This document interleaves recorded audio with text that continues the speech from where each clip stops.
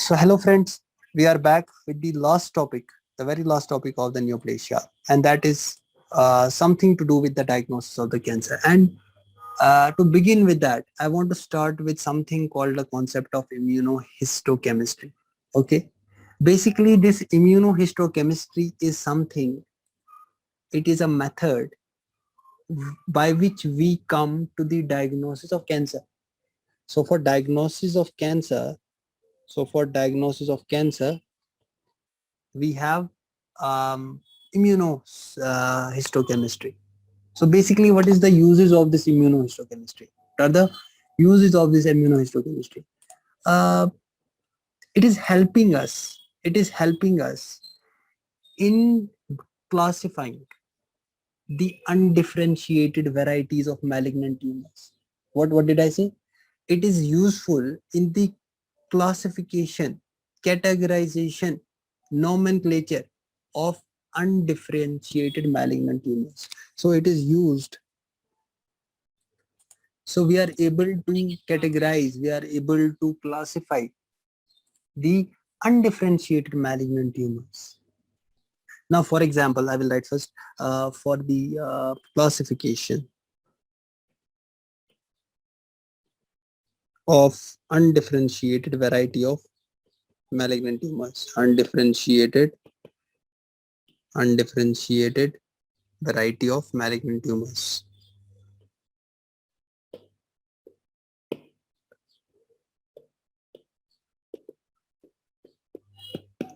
Malignant tumors. Okay, malignant tumors. Now see, you have, for example, you have a lymphoma, you have any anaplastic growth, you have a melanoma, you have a sarcoma.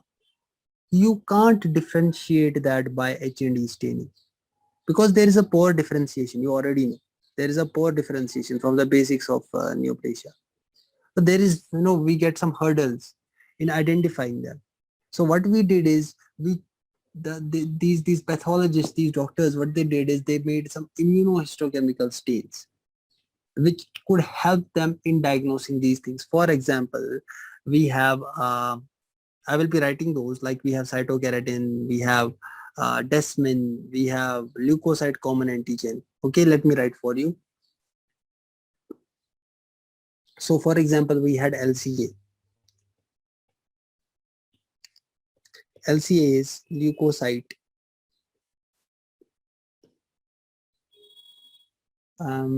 common antigen. We have leukocyte common antigen. If there is presence of LCA, it gives me an indication in the brain that this is for lymphoma, that this is a lymphoma. Clear? Like if I see any tumor and the tumor has presence of desmin, if that tumor has presence of desmin, it gives me an indication that it is the origin of this tumor should be a muscle. So you can understand that the origin is muscle. Origin is muscle. Are we clear? So I would like you, if you want to have another deep understanding of this concept, you should go to my chapter of epithelial lectures on the histology channel on chambers. Okay, so I have already pinned the the card above. Okay, the chambers, that is my channel for other subjects, so you can subscribe to that. Okay, that has all the chapters of microbiology, pharmacology, except pathology. I have kept everything on it. Okay, so you can go there and see the histology video. There I have kept the epithelial cell markers and everything. So again today I will be relating that here. And I have told you already that time there that I will be teaching you in neoplasia. So today I am teaching you this in neoplasia. Are we able to understand? So this is the origin should be the muscle. For example, you see some cytokeratin pearls, or you see cytokeratin, some cytokeratin, marks. If you see some cytokeratin marks, your brain should understand that the origin for this tumor should be a epithelium. So it should be an epithelium. Okay. Second use of this cytochemistry is that it is helping us. To see the primaries. Like it tells us where is the origin of the tumor, because you know that tumor gets metastasized and you are not able to locate basically which organ is having the tumor. Isn't it incumbent on you? It isn't incumbent on you to investigate that where is the origin of the tumor. So to determine that origin of metastasis, so your second use of this immunohistochemistry is that to determine the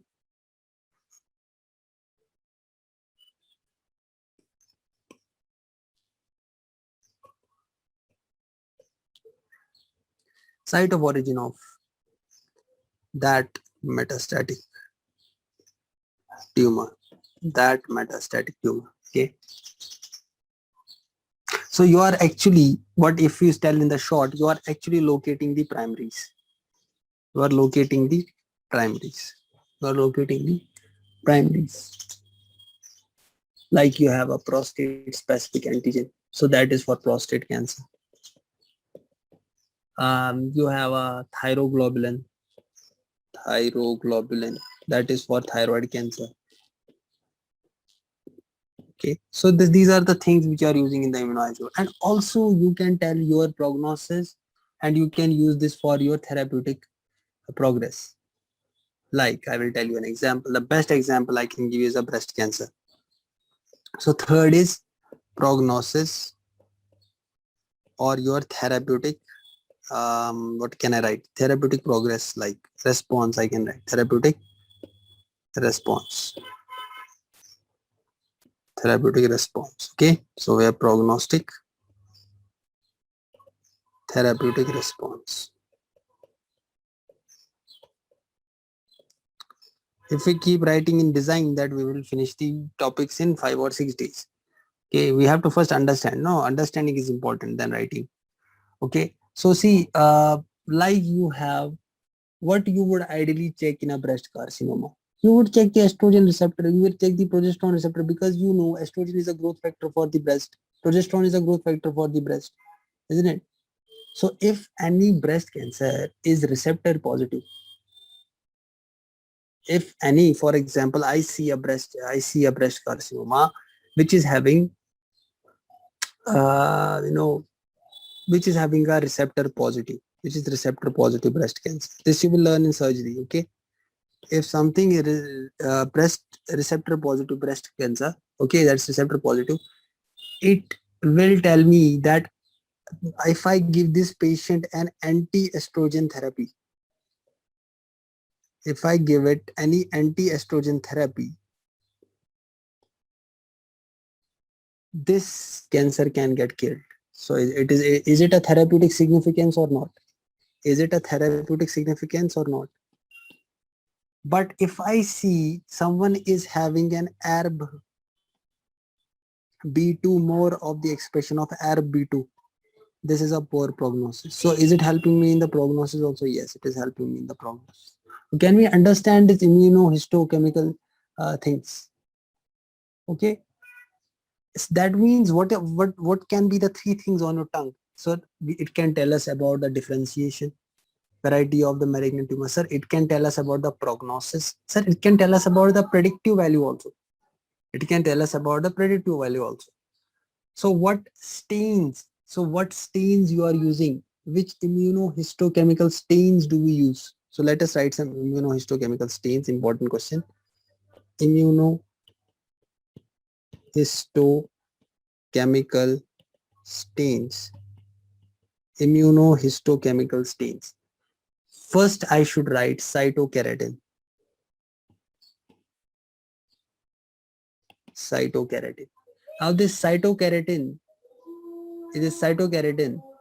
is present on dash.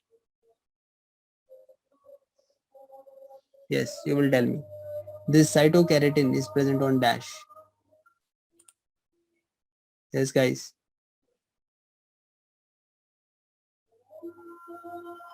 Very beautiful answer. Epithelium. So it is, we can identify epithelial origin tumors. Like we have small, like we have Squamous cell carcinoma. Squamous cell carcinoma, guys. Squamous cell carcinoma. Okay, squamous cell carcinoma. Like we have desmin. Des means muscle. Desmin means muscle. So I can identify rhabdomyosarcoma. Rhabdomyosarcoma. Rhabdomyosarcoma. Like we have GFAP, glial proteins. Okay, this glial proteins is used for it's present in the neuroglia. Neuroglia. Neuroglia. What are the neuroglia cells we have? We have in the brain astrocytes. Astrocytes. We have oligodendrocytes. We have Schwann cells. These are all the neuroglial cells. So it's useful for me in identification of astrocytoma. So it's helpful for me in the identification of astrocytoma. It's useful for me in the identification of glioblastoma. Glioblastoma. So I can identify these tumors based on this GFAP. Or we have a neurofilament stain, neurofilament. So neurofilament I can use in the neuronal tumors. Okay, neuronal tumors can be neuroblastoma. Clear? Also I told you right now was the PSA, prostate specific antigen, prostatic epithelium, seen in prostatic carcinoma, guys. So I can see these tumors, identify these tumors based on these special stains. Or we have TRAP. Do you know TRAP?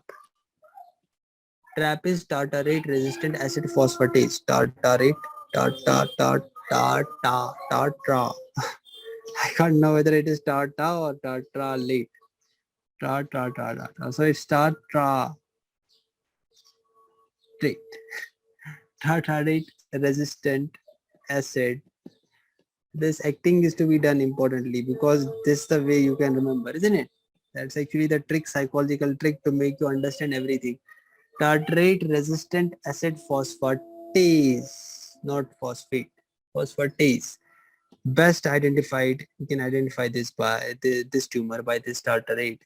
Hairy cell leukemia, hairy cell leukemia. Then we have S100, S100.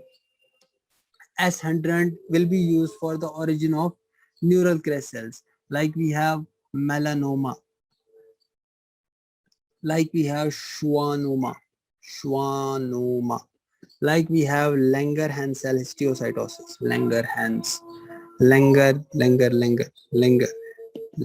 not her, it's Langerhans cell histiocytosis, okay. Then we have chromogranin, chromogranin, chromogranin, and synaptophysin, synaptophysin. These are the markers for neuroendocrine tumors like small cell carcinoma, neuroblastoma, carcinoid tumor.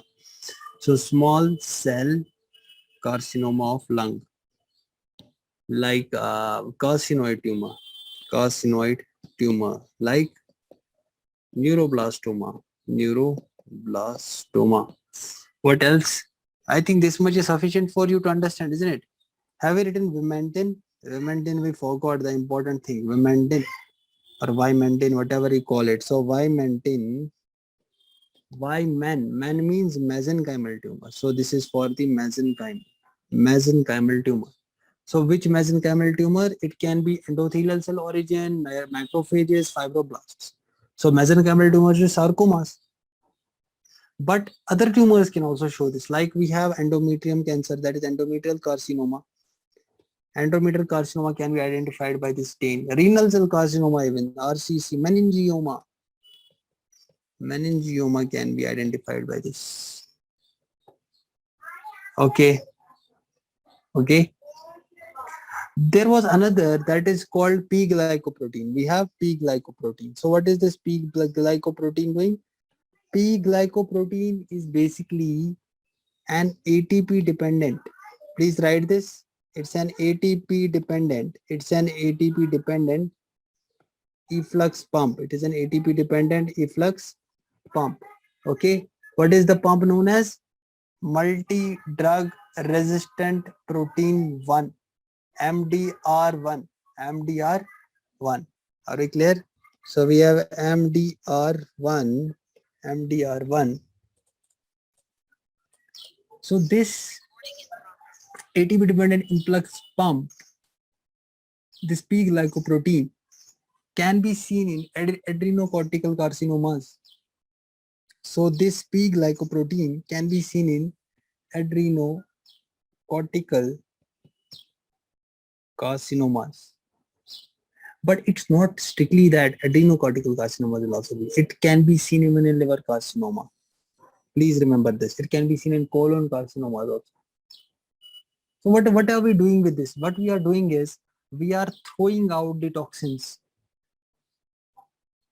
Okay. So just remember this P glycoprotein. Okay, if you can't understand it.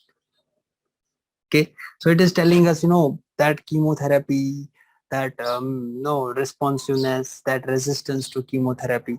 So that I will teach you in cancer, chemotherapy pharmacology. Okay, clear? So which carcinomas show Samoma bodies? What? Samoma. Samoma. I like this word. Samoma. What? Samoma bodies. Samoma. Okay.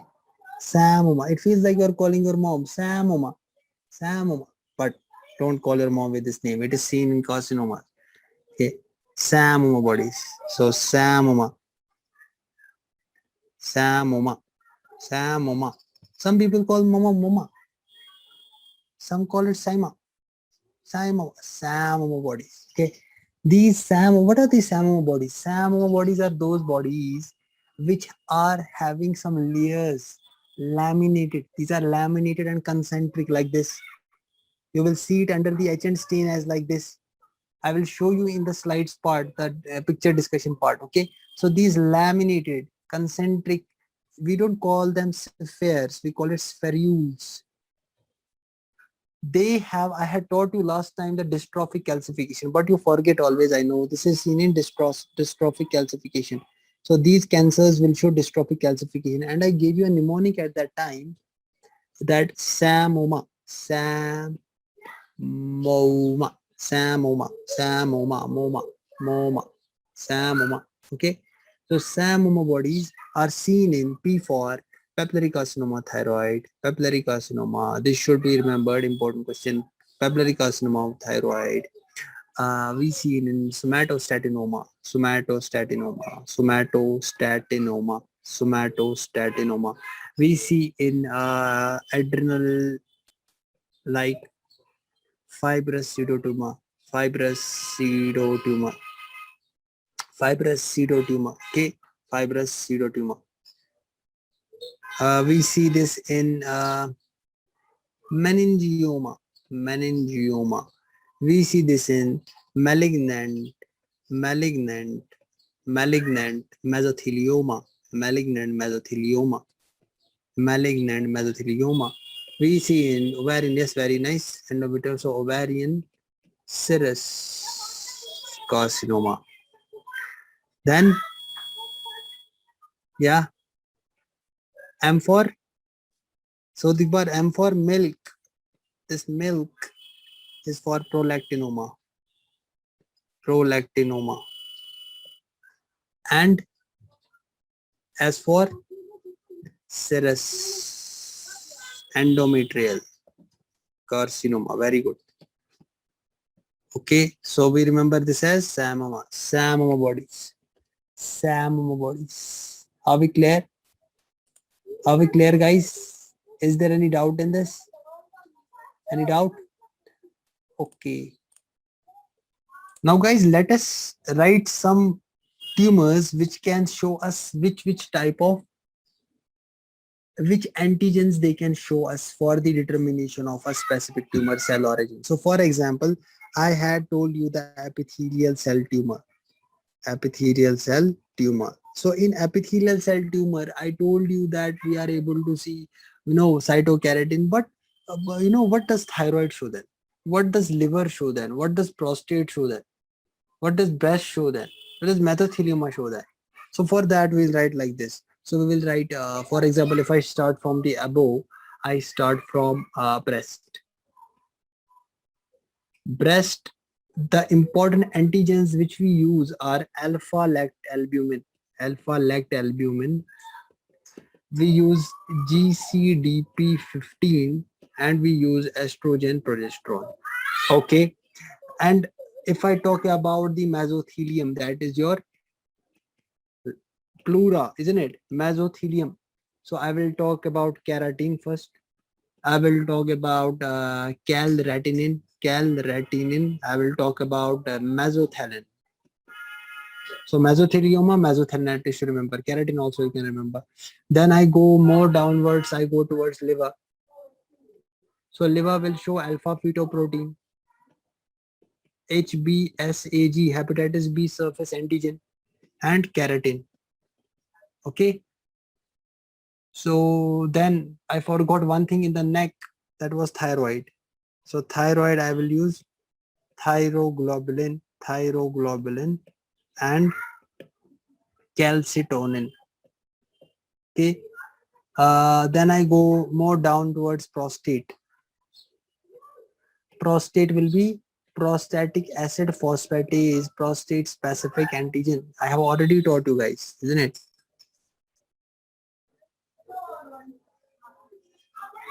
Okay, guys. Now, what about more downwards? Their testes are there. So they are germ cell tumors. So what you can use, which antigens can you use for the determination of germ cell tumors? We use HCG. Okay, we are making this small chart for ourselves. HCG, alpha fetoprotein. Okay. What about your mesenchymal tumors? Like I just now told you. So mesenchymal tumors, we can write endothelial tumors. So endothelial tumors, I will use, as you know, from the hematology, factor 8 and CD34. Okay, I can take melanoma. Melanoma, I can use HMB 45 and S100. Okay, so any fibrohistolytic tumors, I can use the antigen lysozyme ham56. These are potential questions maybe asked in many exams, one way or the other. And we have some muscle tumors, muscle origin tumors. So muscle origin tumors, we have desmin, we have myoglobin, we have smooth muscle specific antigen. Okay. So what three things I told you for neuroendocrine tumors? Can we remember? Neuroendocrine tumors, what did I give? I gave you neuron specific enolase, I gave you chromogranin, I gave you synaptophysin. Do we remember? For neuroendocrine tumors, what markers we use, what antigens we are using? Neuron specific enolase, chromogranin, which already written above, and synaptophysin. Okay. Now, in case of malignant melanoma, what will you use? Malignant melanoma cells have been shown, it has been seen that they show HMB45 antigen, they show Vimentin, they show S100.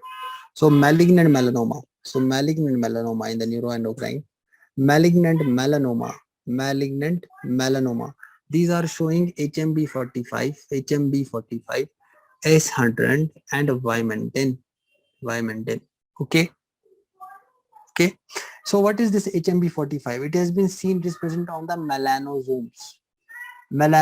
So will you take this as a specific marker? Yes, sir. I will take this as a specific marker for melanosomes. Okay. But which of the following is sensitive? See, there is two things. One is sensitivity, one is specificity. You must have read in your community medicine. One is specificity, one is sensitivity. Who is more sensitive? 100, but specific will be melanosome, HMB45. So more sensitive will be this. This will be more sensitive, more sensitive. This will be more sensitive. Clear? But is non-specific. But is non-specific. What non-specific? So if it is non-specific, where is else we can see this? We can see this in Langerhans cells, histiocytosis, sarcomas, liposarcoma, chondrosarcoma, neural tumors. So if it is non-specific, where else can you see this? We can see it Langerhans cell histiocytosis, writing in short, liposarcoma, liposarcoma. You can see in chondrosarcoma, chondrosarcoma. Clear? And then also I gave you a chart for neurofibroma, isn't it? Neurofibroma will show which S800, sorry, S100 and GFAP. What is GFAP? Glial fibrillary acid protein, isn't it? Do you know GFAP? I think I wrote above. GFAP is glial fibrillary acid protein. Okay. And it's a request to all of you, you keep sharing my videos so that everyone can get the benefit. Okay. Because I've seen the people, they don't get a perfect that what to study in Neoplasia or something. So kindly share this with your friends also who can't even join the class. You can let them, can help them. Okay. So can the malignant tumors show S800? No. So S800, why I say S800? I should say S100. So S100, mostly malignant tumors will not show that much S100. Okay. Clear? Okay, can anyone tell me what can angiosarcoma show? Angiosarcoma antigen can be angiosarcoma factor 8, Vimentin, CD34, shown by angiosarcoma. Okay, are we clear? So by the way, when you are taking these cells, like I am in the OT, I am doing a surgery or mid surgery or before that during my investigations, we have some way. It's so you need cells first. Now you need some cells. What is immunohistochemistry? You are actually detecting some surface markers by using some already antibodies. You have some antibodies already labeled in your, you have some colors coding for them in the laboratory. You must have seen. Okay. Clear, guys? Okay. So before taking that cells, don't you have to extract that cell from the patient's tissue? So it's only after the sample will go to the, so what is the way that you can take the sample? So what is the, so you are using a cytological method, for example. So what are the cytological methods you are using? Cytological methods. We have those needles, biopsy needle, Jamshedpuri needle. Okay, I have taught you already. So what we,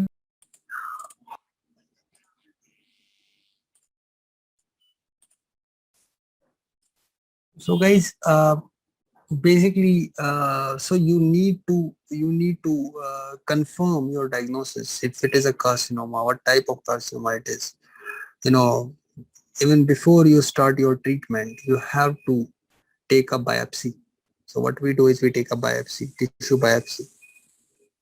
In tissue biopsy, we have two ways. You can do a FNAC. We usually do in hospitals. FNAC is fine needle aspiration cytology. Fine needle aspiration cytology.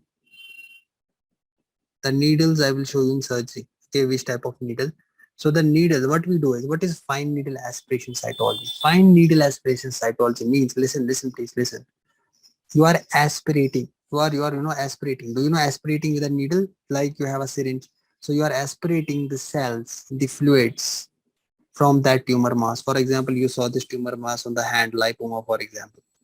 And then what you do, you put this needle, 22 gauge needle or 27 gauge needle you can put.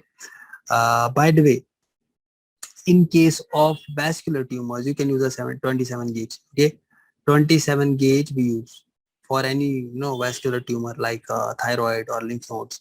We use 27 gauge, but for other tumors you can use 22 to 27 gauge. Okay, 22 to 27 gauge needle. Okay, so we use these needles. And that means you should also know that in which patient. So first I should write vascular. So for vascular, which needle we use? 27 gauge. 27 gauge needle. So basically, you should remember first what are the contraindications of FNAC. What are the contraindications of FNAC? If a person has any bleeding disorder, the bleeding diathesis, bleeding diathesis. If patient is no, he's uncooperative, he's not letting you do. So uncooperative patient. Okay. And if the patient has that region of the skin has that infection, so you can't use this. So it's a contraindication. So any skin infection at that site, skin infection at biopsy site. And if there is any risk of anaphylactic reactions, like, who can give me the examples? Hydatid cyst, syncope, like pheochromocytoma. Pheochromocytoma. I have taught you the alpha blockers there, isn't it? For the pheochromocytoma surgery. So this is the thing that you can't use. Okay. So this was about FNAC. The second thing is exfoliative cytology. Exfoliative cytology. In exfoliative cytology, what we do is this exfoliative cytology can be used to diagnose tumor from mild dysplasia to well differentiated and also undifferentiated tumors. Undifferentiated tumors. So which carcinomas will you use exfoliative cytology? We use this in, if I start from above, it is bronchus. Then I go directly to stomach. Then urinary bladder, cervix, uterus and cervix. So these are the places where you use exfoliative cytology. Exfoliative. Now there is a concept. That concept is called tumor lysis syndrome. Important question, guys. Tumor lysis syndrome. Okay, let us write tumor lysis syndrome.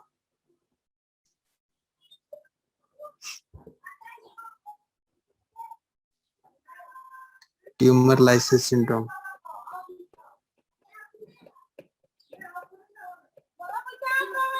Tumor lysis syndrome. Tumor lysis syndrome. Okay.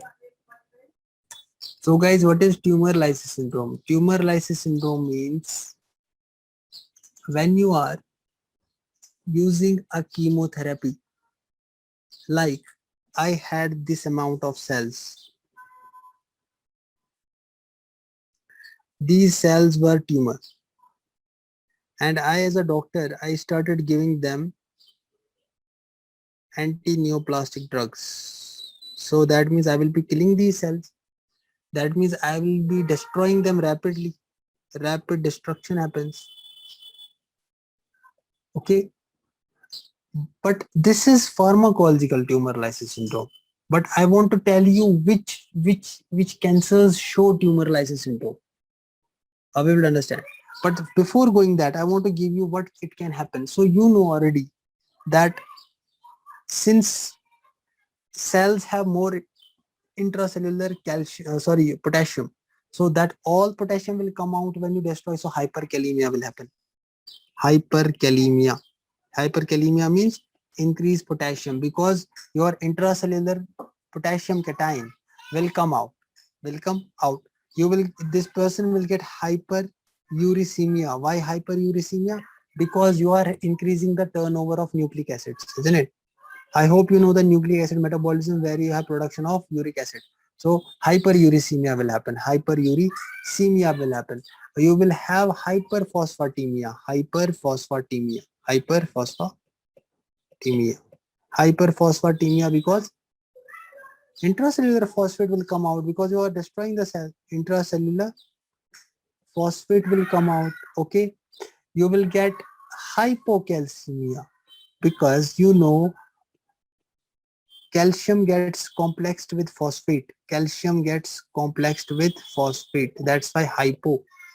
Okay, you will get you will not get, actually, this patient which is having this tumor lysis syndrome will get a lactic acidosis, and I hope you know lactic acidosis why. Okay, and can this hyperuricemia cause uric acid stones in the kidney? Because kidney is filtering, so you will get uric acid stones. Uric acid stones. Okay, these lucent stones. Okay, on the radiograph. So which tumors show tumor lysis syndrome? This was, I told you, gave you a concept that how killing will produce. Okay, as an anti-proliferative drug, anti-cancer drug you are giving. But I am telling you some cancers show naturally tumor lysis syndrome. You should remember BLALLCLL. What? All ball call. All ball call. Tumor lysis syndrome. All ball call. Tumor lysis syndrome. What is, sir, all ball call? All ball call. Easy. A means acute lymphoblastic leukemia. Acute lymphoblastic. Please don't confuse this. Lymphoblastic leukemia. BL means Burkitt's lymphoma. Anyone can tell me the chromosome number? Fast. Burkitt's lymphoma chromosome. Yesterday taught you. Burkitt's lymphoma. Translocation 814. Translocation 814. I remember, you don't remember, isn't it? Chronic tumors like CLL. Chronic tumors like CLL. They will ask you a question. Is tumor lysis syndrome having hypocalcemia or hypercalcemia? Hypocalcemia or hypercalcemia? No, this is the wrong answer. Hypocalcemia, because I taught you that calcium will complex with phosphate, so decrease the level of calcium in the blood because it will get attached to the phosphate. So remember not to make this wrong in the exam. Hypocalcemia is seen with tumor lysis syndrome, not hyper. Okay. Now let us go towards the staging of the tumor. Okay. Let us go towards the tumor staging. Fine. So what is tumor grading and staging? Let us write tumor grading and staging.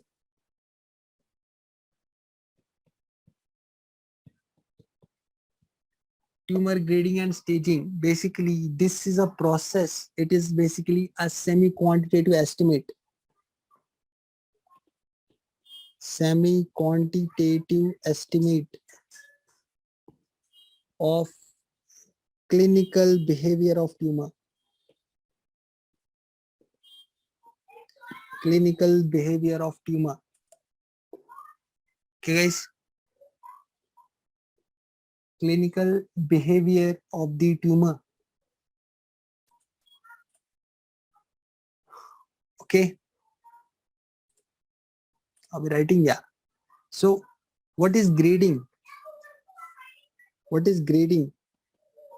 And what is staging? Grading means by using cytology. By using cytology, you check the degree of differentiation. You check the degree of differentiation. If I speak anytime that a tumor is high grade, you should remember it is poorly differentiated. That means it is more dreadful, it is more aggressive. It is more aggressive. It is more aggressive. This is how I can tell you to remember. So higher grade tumors will be poorly differentiated and will be therefore more aggressive. So low grade tumors will be, they will be nicely differentiated, isn't it? And will be less aggressive. Are we clear about this? What is staging? Staging means I do a surgical technique or I do an imaging technique. So you first do a surgical technique or an imaging technique, and then you check what you see in the staging: size of primary, please remember, size of primary tumor plus extent, whether it is local or distant spread. Okay, are we clear? Now which is clinically important for you? Staging is clinically important for you. Please make a red class. This is clinically important for you. Staging is clinically important for you. Okay, and the system which we are using is called AJCC. AJCC means American Joint Committee on Cancer Staging. American Joint Committee on Cancer Staging. Okay, AJCC. And this AJCC uses a system that is called TNM. Okay, are we clear with this? So please understand these things. So this uses a classification called TNM. TNM. T stands for tumor, that is tumor size, tumor invasion. N stands for lymph node involvement. Lymph node involvement. M stands for metastasis, but a distant metastasis. Distant metastasis. Clear? So what did grading did? Grading helped me. Grading was helping me in determining the degree of differentiation. It was telling me whether a tumor is low grade, whether a tumor is intermediate, whether a tumor is high grade and anaplastic. Okay, and it was also telling me the invasiveness. Staging important for your prognosis. Staging is telling basically what is this TNM doing for? What is TNM staging? TNM is telling you the prognosis from least to most important prognostic factor. It is starting with least and going to most important. Okay. See, for example, I give you T, tumor. If anyone's malignant tumor size is greater than 2 centimeter or is equal to 2 centimeter, we know that this tumor is having the capacity to metastasize. Okay, and M should be remembered as it is a, it's something which is distant metastasis. So it should be remembered that it is an extranodal metastasis. To be very much, that much, to be lucid and correct, more correct. It is distant metastasis, but extranodal involvement usually. So extranodal metastasis. That means, can I say, please listen to my words. Can I say a cancer which has to reach to M stage, it should have already passed in the N lymph node stage, and it should be now in the bloodstream going to the other areas. I have taught you everything. We are just aggregating every concept. Now, if there is no extranodal metastasis, what will happen? Then this lymph node will be my prognosis. This will tell me the prognosis. If it's not any M, then this N will be my prognosis. Are we clear? I don't know why you are why it's not taught like this, because while I was learning at my time, it was a different concept, but then I understood that what actually it is. Okay. Yeah. Now I will give you some examples. Okay, I'll give you an example. For example, if I get, this is my, for example, I take axilla. Okay, I take axilla. Now I discuss this axilla like this. This is the tissue around it, and this is the For example, this is the breast and this is the tissue of the breast. First, what will happen is in stage 0 means 0. But if I take again this, if I see something like this in the middle, I will take it 1. If this goes towards like this, so 1 I dot like this. Now I am drawing it, taking it more towards the basal side. If I take it more towards the basal side, it will be stage 2, isn't it? It will be stage 2, T2, sorry, it will be T2. Okay.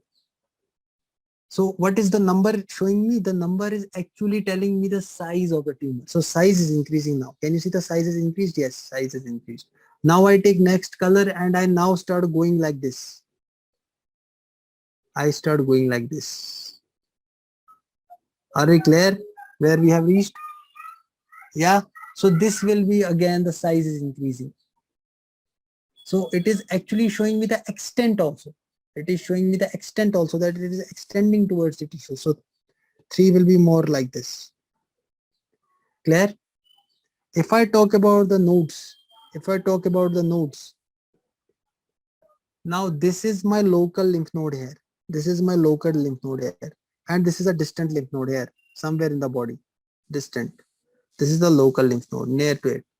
So this local lymph node, I think that this node and this node has a blood supply also maybe, yeah, isn't it? I make a blood supply to make you understand. So what will happen is if I get, if there are, for example, I will make like this. Let us make lymph nodes like this. If I make lymph nodes like this, so in this lymph node I have 1, 2, 3 lymph nodes. So in this, if I tell you that it is N0, N0 will be nothing. If I write N0, it will be nothing. But if I write N1, N1 will be that I have this much involvement, for example. So N1. Then if I say more involvement, then I will be writing distant 2. If I say N2 stage, N2 stage will be showing me like this. This is distant lymph node and I have again more involvement. This and this here also. Are we clear? So both distant and this lymph node, okay? So you should remove this old diagram. I made this round diagram here so that you can understand the lymph node. So you have more increasing number of the N shows you that there is increasing extent of involvement. Then I talk about the metastasis. If I talk about the metastasis, if I talk about the M, that is metastasis. Now this is an organ. If I take an organ and this is my liver, this is the lungs, and this is the lung, and this is my bone. So what happens if liver has a carcinoma? This liver will also can give the to lungs, and this can finally reach the bone also, isn't it? So can I say this was a 0 stage, there was no metastasis? But if I take 1, then 1 should be taken to this liver, and this liver then metastasis to 2.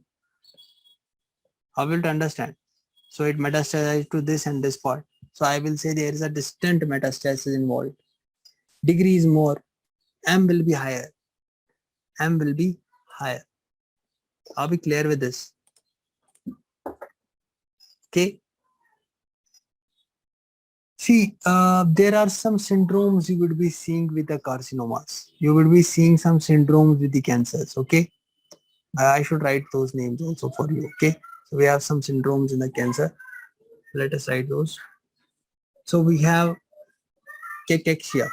So syndromes with the cancer, syndromes associated with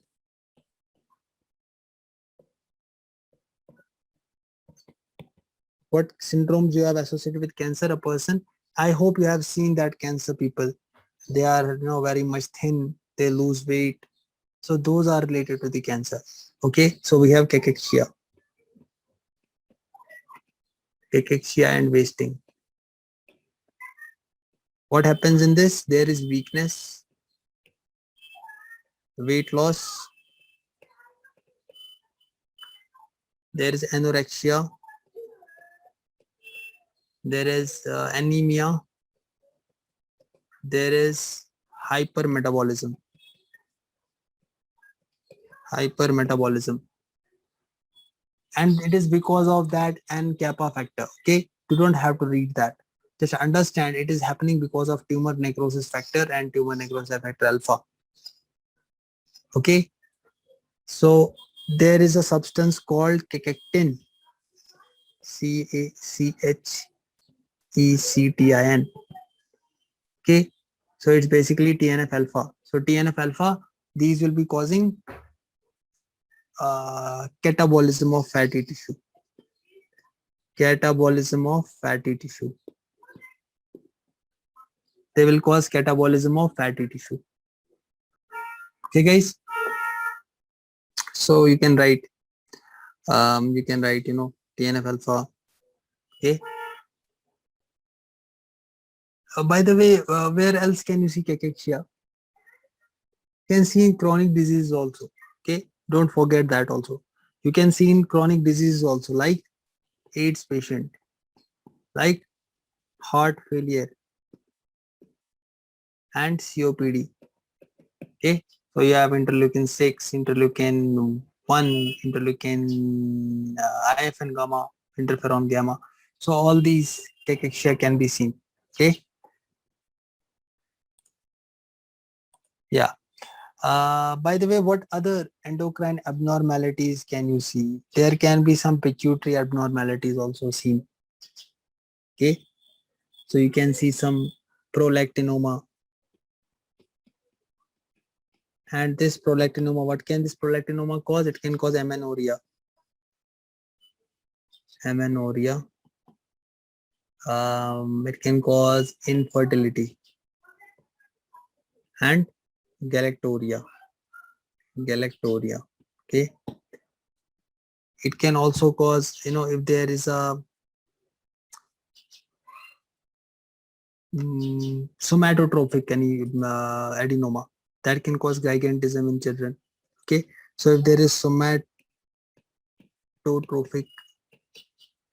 adenoma, that is, it should be of the acidophils in the pituitary. Okay, I will teach you in physiology, we have those cells in the pituitary gland. Okay, so this is somatotrophic adenoma, will cause gigantism. So what is the problem?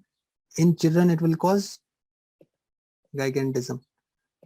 Okay, but in adults we call it acromegaly. Acromegaly in adults, gigantism in children. I hope you know this. Yeah. So if you have a corticotrophic adenoma, that is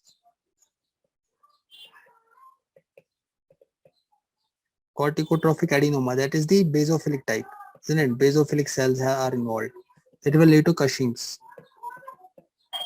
disease. What is Cushing's disease? Hypercortisolism state, isn't it? But origin is pituitary, because these cells are basophils. These are not basophils. Please listen, it's not that basophils of the cells. Basophils are the cells present in the pituitary. I hope you know this. We have some cells, acidophils, basophils. I hope you know this. Guys, are we sleeping? Not getting any response. Origin is pituitary. Okay. Now, what if I have a adrenogenital syndrome, adrenocortical abnormality in this? What adrenocortical abnormality? In adrenocortical abnormality, I will see what? Adrenogenital syndrome. Adrenogenital syndrome. Adrenogenital syndrome. Just have to mention this because you have learned this in pathology. You're learning this. Conn syndrome. It will cause adrenal type of Cushing's. Adrenal type of Cushing's, because we have two. We have pituitary origin of Cushing. We have Cushing syndrome. Adrenal origin. So adrenal type of Cushing's, because adrenal is the origin. And then we have all this. Okay. What are the ovarian abnormalities that the person can have, female can have? Ovarian abnormalities. Ovarian abnormalities will have if there is granulosa theca. granulosa theca tumor that will cause so we'll call hyperestrenism, isn't it? If there is in male serotolyladic tumor, it will cause androgen more androgen. Clear? What about the trophoblastic abnormalities? Trophoblastic abnormalities will show. So trophoblastic means there will be more human chorionic gonadotrophin. So it can be a high datiform mole. You will learn this in gynecology. High datiform mole or choriocarcinoma. Clear? So these are the abnormalities which you will be seeing. Okay, these are some clinical manifestations of some malignancies. So if there is trophoblastic abnormality, what it will show. If there is ovarian abnormality, what it will show. If there is adrenocortical abnormality, what it will show. So these are some things which you will be learning individually in the systemic manner. Systemic in the pathology systems like cardio, endocrine. So every subject will cover it. Okay, guys. So I hope you have enjoyed carcinogenesis and understood it. I think completed the 95% of the syllabus which you have to learn at your undergraduate second year level, and this is the end of neoplasia in this video. So I have tried to finish everything. I've given correlations with everything.